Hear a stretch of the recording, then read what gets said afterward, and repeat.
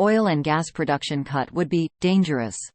The CEO of British energy giant Shell, Wael Sawan, has defended the reliance on oil and gas, emphasizing that reducing production of hydrocarbons would be dangerous and irresponsible. In an interview with the BBC on Thursday, Sawan argued that the world still desperately needs oil and gas, and the transition to renewable energy is not progressing rapidly enough to serve as a replacement. Last year, the European Commission urged the EU to accelerate its shift towards green energy in order to reduce dependence on Russian oil and gas. However, this drive to abandon affordable Russian fuel resulted in soaring energy prices and contributed to a severe cost of living crisis across the bloc.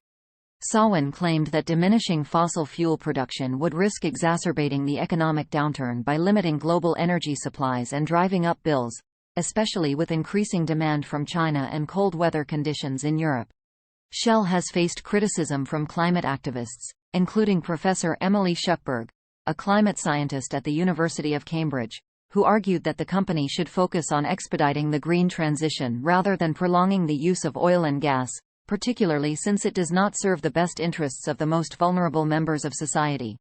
The head of the UN, Antonio Guterres, recently characterized investments in oil and gas production as economic and moral madness. Responding to these comments, Sawan insisted that what would truly be dangerous and irresponsible is a reduction in oil and gas production, as it would lead to a significant increase in the cost of living, as witnessed last year. He pointed out that the EU's rush to replace Russian energy resulted in a buying frenzy of liquefied natural gas, LNG, triggering a bidding war on the market and depriving poorer countries like Pakistan and Bangladesh of LNG supplies. They took away LNG from those countries, and children had to work and study by candlelight, Sawan stated. If we are going to undergo a transition, it needs to be a just transition that benefits the entire world, not just one part.